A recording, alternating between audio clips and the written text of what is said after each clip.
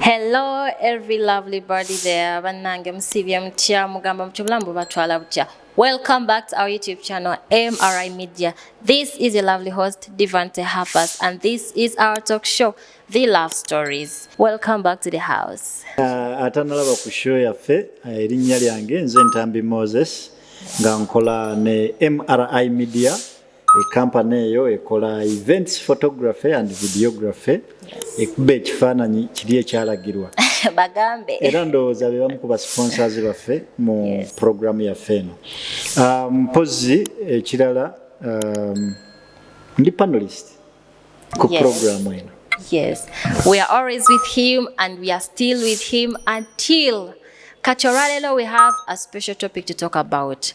A sensitive topic, if I should say it right. Twagala twogereko ali mukwano oba yakagwa mukwano, it doesn't matter baka kugwa amubo kumaze mubanga ki, the things you have to do to help your relationship grow. Yemu kunsonga zetuze okwogerako olunaku lero. Please tovaawo tokwata ku data tewekyusa, listen and learn.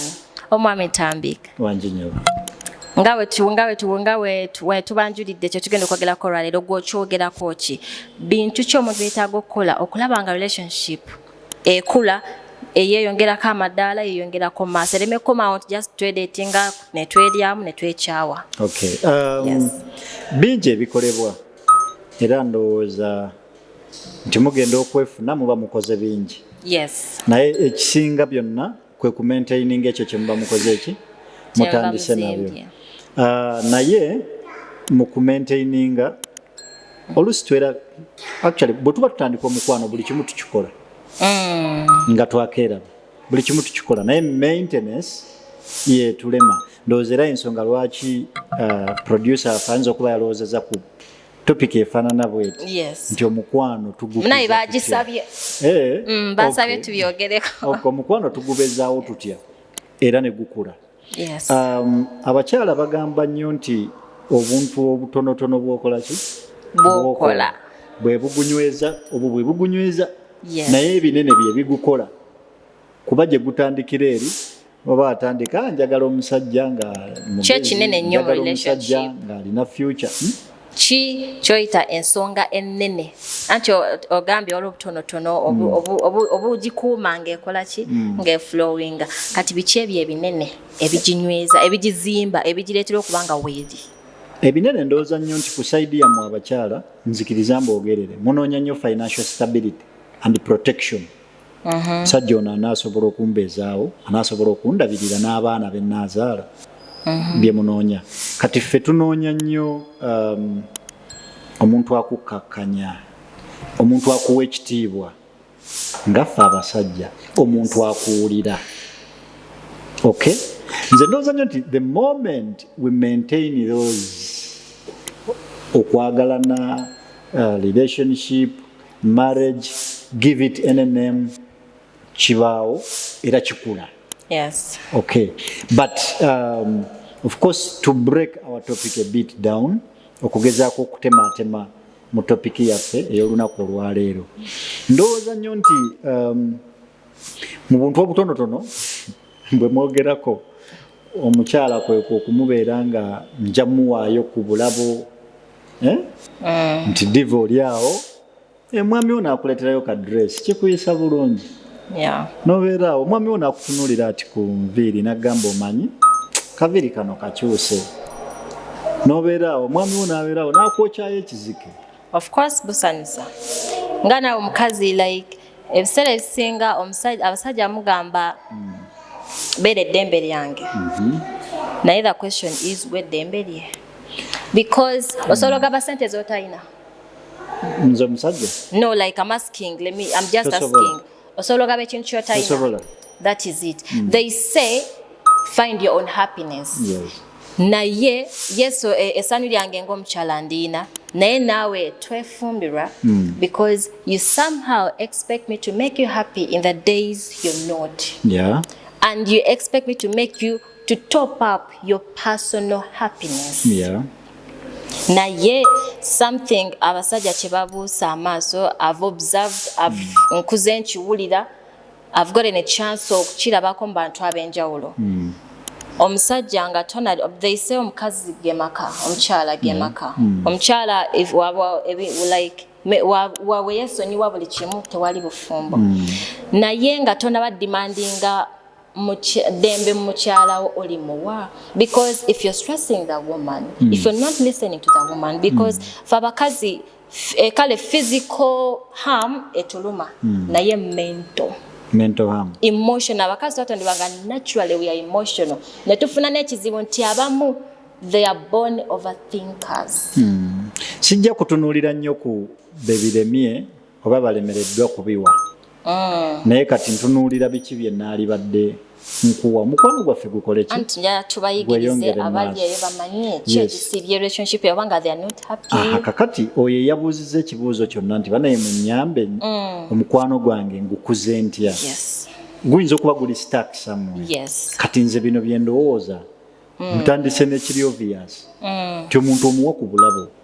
Gifting your partner is very, very important. And this is not one-sided. Because whenever we mention about giving and gifting, there is that gender that hides in a corner. So it is important. It is very important. Diva obera bakwocheyo ku bimuli. Exactly. Bobera ku mulimo gwo kalanchi kaje. You get. You know. Obera omukazi akubira essimu agambe soko jjeko wanene. Agambe londo olugoye yagala. Such an amazing thing. Kiyinza okubeera nti you see we don't have to look for big ones. Nedda, but we look at those small things as well. Kuba bajja gamba yi kati ololavu tugirekere bagagga bokka. Anasobola okgenda maybe n'agula KFC n'agidelivaringira munne oba Cafe Javas for lunch. Nedda, nsobola okutetenkanya nengenda ku lunch y'Enkumi n'egikuweereza. That's what the act itself is what matters. Okumanya nti ondi andowoozaako bambi. Nembeera nga wentudde ku ofisi yange nina bye nkola genda okulaba akasoda kazze maybe and a piece of cake. I know. Nice lunch. No badde business nga tetabula so kano ideas ndowooza zigira. Newali badde olina ekikutawaanya ekikucyankalanya oba okyalina kyojjukira ku munno kye yakunyiza there, and then you're going to forget and look at your partner. So therefore gifting is so important. Then also nze ndowooza nnyo nti abazungu ndowooza bye bakijjayo obulungi. Bakozesa ekigambo intimacy. Intimacy kikulu nnyo mu kutwala omukwano gwaffe maaso. Intimacy I think is like the way we connect. How do we cuddle? Do we hug? How do you feel like? How do you feel towards me? Bwemba nfubutuke waka ku macha. Do you call me and say before you go? No, there is already omuntu okubanga the touch ojiwulira nti I'm loved, like the response owuliranga okwata ku mukyala onagaye mukyala wange you get. So I think it is also very important in our relationship in terms of growing it. So kakulu nnyo abantu nabo balina okwegendereza. Ekirala era ekyentomo kyendowooza nti kikulu nnyo communication. Mwogera mutya? Okay? Mukoma kunyumyamu awo birungi. Auntie, some people say relationship is really mature, you don't have to talk all the time. I disagree with that personally. That is very wrong. Actually, ndowooza nnyo nti if you think you can't communicate, bwemba temusobola kunyumya bulungi, then don't connect in any way. Don't relate. Exactly. Because ojasanga omukyala nga oba omwami, let me say kalo omwami because I've talked about him in a lot of time. Ojasanga omwami nga ayagala beera nga chattinga wafuna ka free time, hey baby, are you okay, what's up? Nenga omukyala maybe message azilaba isebesa wanga nya like you get ate osinika message nya na kusidikira yemu. That is very wrong. Chibinyo actually ezimu ku signs nti omuntu alike atakufiringa bulungi zezo bwenkuweereza messages nombulutikinga ne wayite essaawa 3 n'olyokoddamu. That means I'm an option. Siri munno bwenkuba essimu nga nina okukuba emirundi 3 n'olyoka okwata essimu yange, there is a problem. Tewali mukwana awo gumala. It depends. There is eri omuntu okuddamu nakwira n'agamba I'm sorry you called me, I was in the middle of this and that, but some actually but don't call back. it can't be on a daily. No, not on a daily basis. Yes, if it is once, if of it course, is a once in a while. we need to understand Yes. also circumstances. But communication is very important. Waliwo ekiri common naddala mufe abasajja abamu abali. Me, I believe in traditional men and I like them. And I like being like one, though emirembe gyagenda and maybe I can't sustain it anymore. Yes. But it's also important. Naye waliwo oluusi we kayitamu nosanganga either between a man and a woman waliwo sagala giyita na respect naye waliwo fear. Okay? Then if there is that fear, somehow somewhere the communication is not flowing. Kibeera mu relationship wakati naye kiba kyatandikira eyo. Either waliwo difference, wayinza okubeerawo ekikireeta nga it's difference in social classes. One of you is too up there and the other is way below. Oba omu yasoma nnyo omulala waliwo emboozi etasobola nyumya na partner wo nga you're comfortable just it with someone else naye nga it is the same gender ne mukyala. Me and my partner yes kiyinza okuba kiralamu because ffe ate tuli bulala ebyaffe bulala. So naye like speaking on behalf of kubyendaba oluusi sometimes and I think is wrong. Omukazi nga atya nnyo like baawe to an extent nti oba patinawe to an extent nti bw'aba ayogera alina kujja nga yeewombeese oba okiraba nokiraba mu mbeera eza bulijjo. I think it is very wrong. If you are to communicate effectively, if you are to enjoy this love, bwe muba muwogera wano mulina okuba nga mwenna muli muti nga matchinga energy asobola okujja n'akubuukira ku bibegabega nakutawaanya bw'obeera ku business ng'ojja mugamba munnange ndi kano naga kulaba oli busy naye n'atuula awo akulinda omalirize.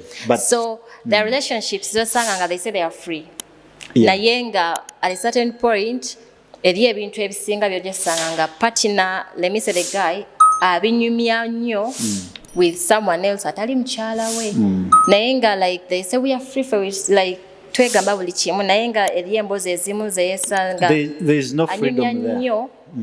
Like ne banne bakyalibe better friends than the wife, like ekyo kitambula kitya kikyamu kiyinza okuba nga gyekiri era ogenza okyogera nga okirinako kkulu and I think it is there also nange nkimanyi naye si kituufu kati akiyitamu eyo tumuyambye. If I have my partner nga muwuliriramu emirembe nga bwe twagambye nteekwa okumudisclosingira buli kimu ekintawaanya let's say ekimmenya maybe and what is factual is ffe ng'abasajja waliyo ebyo bye tuyinza okwerekerayo nga byaffe namwe abakazi kyemmanyi bibeerayo eyo. No, for abakazi, what I can say, I'm not going to say it openly because it is chabachala. Naye waliyo ebintu etasobola kubagamba nga twagala like to be applying musange ngorede webiri. Tisobola kugamba ati ngenda kufunayo kaneeno kakolewe kati newe kati ekyo ndagenda nkyekolere. That is bye single kweka, there is nothing much. Waliwo ne bye mukweka ebirala. Tewali nnyo. Kyogamba temulinako family issues so there is a limit. Yeah, it has to be a big limit actually. Yes. Not a mere limit. We cannot disclose everything. Kyenjagala okulaga nti mulina bye mukweka. Abakyala tulabye bangi abatuzaalira abaana.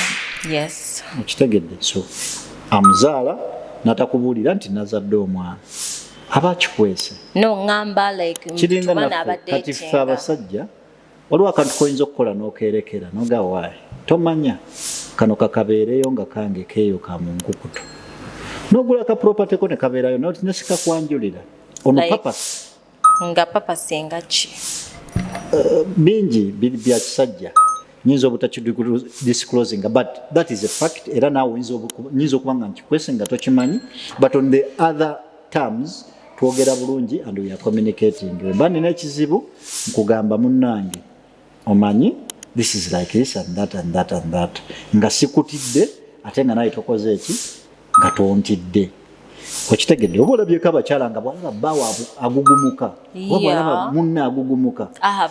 That is very bad and we cannot communicate mu relationship bwabeera nga waliwo embeera efaanaganako bwe. And there's also a state nga omukyala it is not fair for the husband ng'ebisigadde they are free bawuliziganya naye nga wansi omusajja amugamba saagala kino ne waaba nga alaba kyandibadde beta ne satendo tajja kukyogera ddala omusajja agambe takyagala kankireke ne waaba nga yandimunnyonnyodde n'amuwa ensonga lwaki bakyetaaga naye because omusajja ayegedde kamuleke.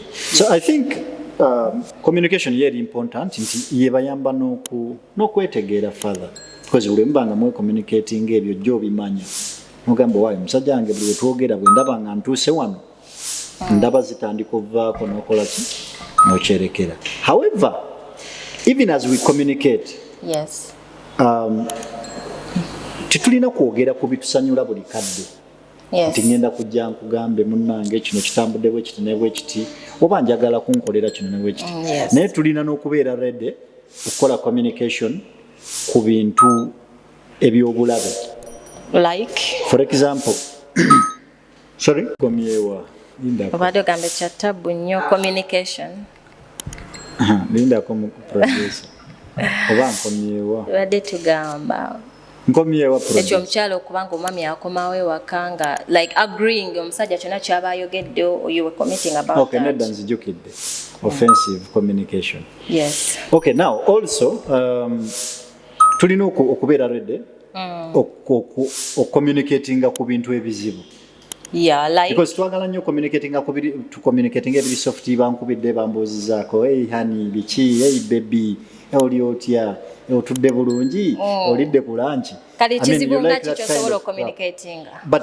I mean I have to also be ready to communicate in case diva kitegeddeko nti olina akasajja kakutawaanya I have to be ready to tell you nti gwe mwana olina Robert oyo okitegedde naye si birungi sikola ki sibyagala and communication like we say wa mirundi ebiri naawe olina okitwala mu bulungi bwe kiba nga kibaddewo mbadde nguluba ne Robert ono naye kankole ki kamwerekere. The other friend she had a relationship actually there is a certain point where being toxic is kind of fun but at a certain percentage she had her guy nga bino byemuddawo nti maybe yofunye misunderstandings and you're like you guys or you've met ogenze ewe naga I'm sorry I cheated bichi but they be arguing but along the way there is kissing bagendo malirizanga sinna kusonyiwa surely that is all it's all about that because munemu communicating okuzibu you are growing your love somewhere because you are communicating to make it better.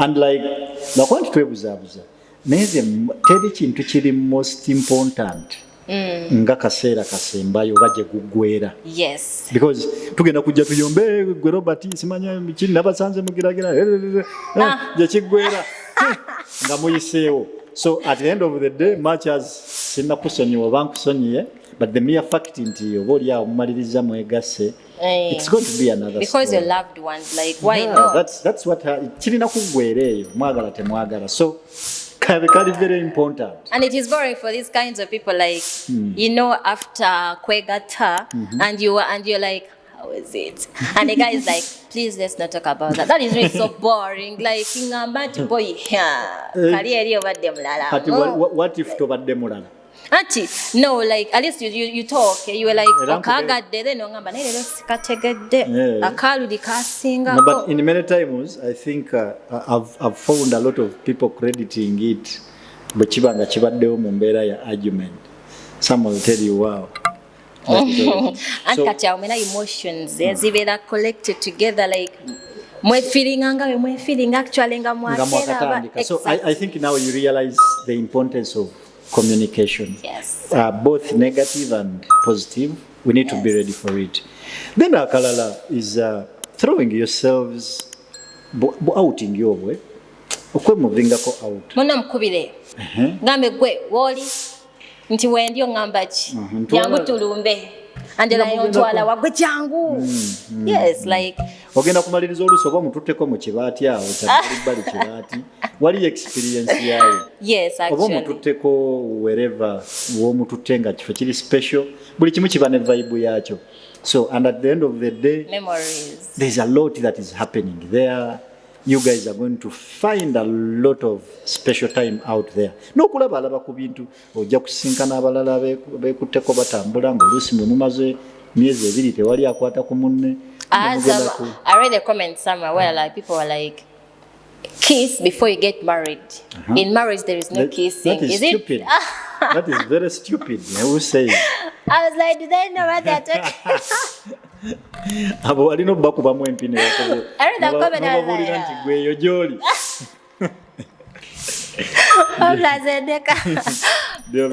But it is very important. Bwe mba ntudde we ntudde. Yes. Nendaba akasimu nga kansuubiza mukulu. Leero tetugenda aka direct.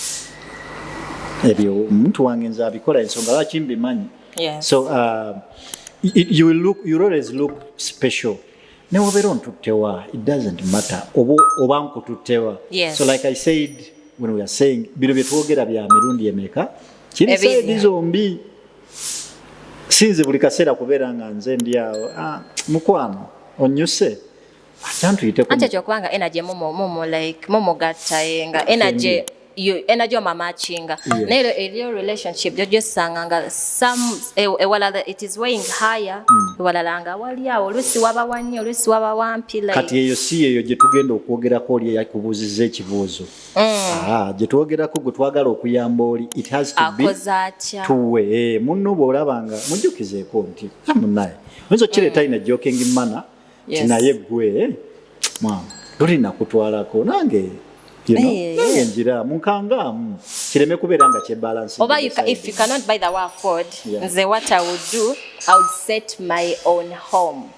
I make sure manya mpozi yakomawo ddi sawa 3 sawa 4 I call newa lero nsubira kudda sawa meka nti sawa 4 nengenda ninayo ekyebiri kyange ngene ali ku abani oba nefunayo ka chicken yawo biki ayine kumabuka nemba sifunye bimuli let me say I cannot afford nentekawo some special thing nenkwambalira kalika bakaita labosa bulirewo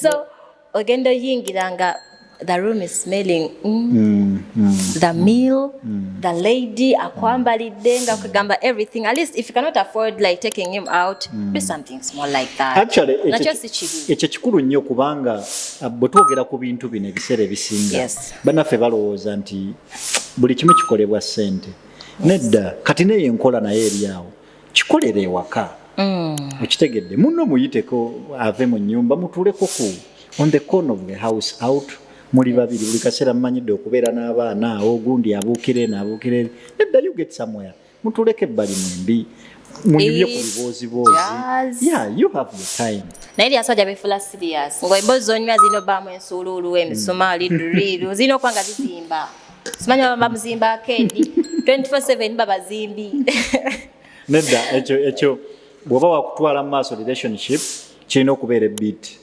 change once in a while omuntu manya nti ono gyabadde mu bibirigi bye simanya azimba kino azimba musenyu guli yetaagako special time no like eri abasajja abe like nga mulina onyumya emboozi nga zizimba nga tosobola you cannot sit and joke and laugh and you have to do that January to December. You don't have to be serious all the time. Although sometimes it calls for, there's a point where life calls for seriousness. And you sit your man and no gama neka choza. Tuenza tandika business chi. Teri mukwano ng'ogenda kutambuza. Gukunyumire ng'obudde bwonna oli serious. No, walai. Tebuliyo. Olina okwecreatingirawo time ya jokes and fun. So, and it has to be most of the time. Obudde obusinga mulina kubeera nga ewaka tofuulawo fomu. And actually, I could have suggested like, omuntu embanga buli omu alijali lemisa omukyalo oli waka osiiba waka yoba you work from home online oba anything netuuka ekiseera omwami akomyewo put your phones aside. You guys mwewo obudde because you don't get to see yourself like all day. Mwewo obudde because I was told buli lunaku ffenna tufunako ebipya naffe bye tweyigako. No, badde no sikimanyi nti kino kiyinza okunyiiza naye like Nakalala, then actually you brought in a very good piece ku kyessimu. Yes. Tusigala tulina otegeera embeera ne variations. Yes. Nyinza okuba nga wenkolera mulimu gw'abakama bange naye kati ennaku zino tukimanyi bulungi tubeera ne side hustles nga njiddukanyiza ku ssimu. It is very also important okukimanya nti bwe mba oluusi nkomyewo ewaka, now this side hustle has to run around. Kati nyinza okuwa eddakiika 3 nga makwafu. No eriyo okubanga mukikwasaganya mwenna ngera wodde waka ofunayo ba client nomugamba ono yogera naye mazo mu yuget obanga wakalo solokoma waka no muchala namanye omwami wange akomyewo waka sawa 2 waba yakadda zibaza side hustle kaninde waba komyewo 5 ogenda ina 6 7 ali okwa time. So but you have to appreciate that also. No manya okay this 30 minutes tubadde naye. But why do guys find it offensive okoma we wakano sanga mchala wali busy like ngono gamba hanzo kumoleza ebintu shiya okoza ebintu bya like onsanze waka she's cooking she's doing this ngalo buntu obuliawo like okomewo you're not so tired nengo laba wala yali busy she's overworking herself like does it make you any less of a man? It depends on nga muliwo mwekasiga bantu waliwo abantu. It depends waliwo kuberanga nange weakness yange okola housework. Nga ne bwali badde toliwo. Sisobola kukola housework. At least can't you ask him bana nkuyambe muki? Nyinza okubanga sirina busobozi bukuyamba like I said it is my weakness. Nga nze kenyine oba toliwe waka sisobola kukwata kikopo kyoza. Okitegedde? Nga wakiri I can ferry someone from outside najja nakola ki nakyoza. Kati it's about you to understand. Noga omusajja eyo tagendayo okitegedde tabisobola bino noga matches nina emirimu mingi kankikole. So let me say it is not your weakness. Does it make you any less of a man? If it is not my weakness bwe mba sibisobolera bwe mba mbisobola I think it would do much better bwe nkusanga nga olezeka baby nekugamba okay kampe genda okole kino oba kanya nenkole kino. I think tuteekwa okukwatagana. And just checho chengamba you cannot also okutakola binene n'omusango babadde agolola nga aziteekawo nga kankuzingire ne babgoye 10 okutolereko then nange ngende nabe kompumuleko like some small ne otanyamba mirimu gyonna. Osanze enjoza nakaweza amaswani nga panze wali oyo bimunguza gosana nga kati maliriza kama kastanku yambye that is enough. Yeah, it is okay and I find it fine. Yes, for strengthening a relationship. And another important thing kyetubuse emimwa amaso byonna ebyo nga tubikoze obulabo tubwewadde tuteko out onyambyeko ku byenkola